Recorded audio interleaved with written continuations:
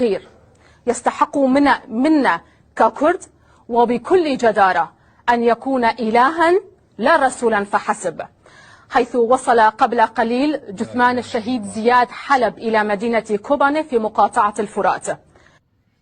ئەم ڤیدۆیە بینن، ئەم ڤیدۆیە کەناڵی فەرمی مولحیدەکانی قەزدە کەوا بارەگای سەرەکی ئەم کەناڵە لە قامشلۆیە ساڵی 2012 دامەزراوە.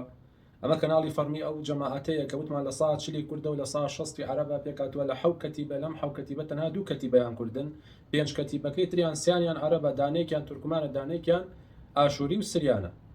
بە ئاشکرا چەند ڕۆژێک لەمەوە پێش ئەم ئافرەتە بە ئاشکرا ئەڵێ ئێمە وەکو کورد فەرزە لەسەرمان کەوا زیاد حەلەبی وەکو پێغەمبەریش سەیر نەکەین، وەکو خوا سەیرکەین، مەعاذەڵڵا بە ئاشکرا لە کەناڵی فەرمی خۆیانەوە کوفرەکەن. ئەو خەڵکە بێدەنگە، ئەو خەڵکە مشریک و مولحیدە بێدەنگە کەچی لەم لا مامۆستا مەلا مەزهەر کۆمەڵێ قسەی کردووە ئەم خەڵکە لە 1970 ئەو کوردە پیای ئاڕشێنەوە جنێوی پێدەن لە کاتێکە لەسەر کەناڵێکی فەرمی بە فەرمی بە زمانی عەرەبی ئەم ئافرەتە کوفرەکە ئەڵێ ئێمە فەرزە لەسەرمان وەکو خوا سەیریکەین. مەعاذەڵڵا ئەو خەڵکە کافرە چی لێ هاتووە؟ ئەمە پێشکەشە بەو هەموو پەمەی و مولحید و مشریک و منافق و دژە دینانەی کەوا فرمێسکە ڕێژن بۆ ئەو مولحیدانەی یەپەگە و هەچەکە و کەرەکە، هەر ئەمەتان پێشکەش بێ. تەمان ئەم ڤیدۆیە پێشەوەی کە من باسی لەسەر کەم ڕۆشتوم سێرشم بۆ کردووە بزانە زیرەکی دەستکرد نییە، بزانە ئای نییە، بزانە ئایا ئەوانەی کە دوژمنی جەماعەتی قەزدن وەکو بە ئای و بە مۆنتاژ و شتیوا دروستیان نەکردووە نەخێ شتەکە ڕاستە.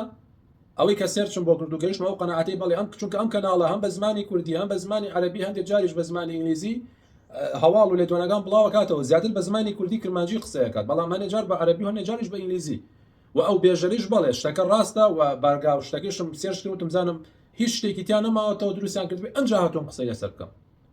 بەڵێ ئەم کوفرە پێشکەشە بە هەموو ئەو مولحیدانی کەوا ئەوە 3-4 ڕۆژە قسە بە مامۆستا مەلا مەزهەر و کۆمەڵێک کەسی تر ئەوە تێ لەسەر ئەوەی کە کۆمەڵێک قسەی حەقیان وتووە، بەڵام لە کەناڵی فەرمی قەسد بە ئاشکرا کوفرەکرێ، بە ئاشکرا ئەڵێ ئێمە فەرزە لەسەرمان وەکو کورد کە ئەم زیاد حەلەبیە وەکو پێغەمبەری سەیر نەکەین، وەکو خوا سەیرکەین. مەعاذەڵڵا کەچی ئێوە دەمارتان نازوڵێ چونکە مشریک و مولحید و کافر و بێدینن وەکو ئەوان. زۆرینەی ئەو گەلە مشریک و مولحید و کافر و بێدینن. بۆیە دایمەن پێتان ئەڵێم فێری تەوحید بن، فێری عەقیدە بن، فێری وەلا و بەراء بن. ئەگەر فێری ئەوە نەبن لە بچووکترین فیتنە و تاقیکردنەوە ئەوە پێتان هەڵا خلیسکێ، ئەوە کافرە بنەوە، ئەوە مرتەدە بنەوە لەسەر ئەو ئیسلامی کە بەحساب ئێوە خۆتان بە موسڵمان نەزانن. ئەوەیە قەومی کورد، ئەوەیە ڕووی ڕاستەقینەی زۆرینەی قەومی کورد. کابرا بە ئاشکرا لە کەناڵێکی فەرمیەوە بە زمانی عەرەبی کوفرەکە ئەڵێ ئێمە ئەو کەسە فەرزە لەسەرمان وەکو خوا سەیریکەین. مەعاذەڵڵا کەچی تۆ هەر ئەڵێی بەبای خەیاڵیشتان هەیە کەچی لەم لا مامۆستا مەلا مەزهەر کۆمەڵێک قسەی کردووە و توێتی کورد خاوەنی شەرەفە، ئەوەی ئێمە لە کولمان بینیوە دائیمەن پیا و خۆی ئەدا بەکوش لە پێناوی ئافرەتانە، دائیمەن پیا و ئافرەتە پارێزێ. کەچی لەنا ئەو مولحیدانە پیاوە ملقەویەکان بۆ خۆیان دانیشتون و ئافرەتەکانیان ناردووە ئافرەت شەڵ بکات بۆ پیاو. تخواوە ئابروچوون نییە، تخواوە شەرەفە، تخواوە حەیاچوون نییە.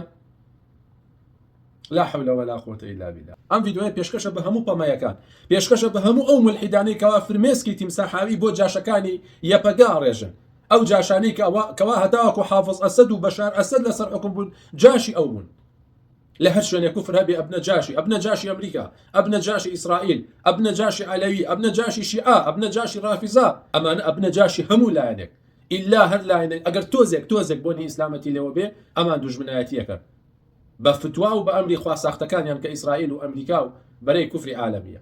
تەنها ئەم ڤیدۆ کافی بێ بۆ ئەو پەمەی و مشریکانە. پیرۆستان بێ کەوا خۆتان مرتەد کردەوە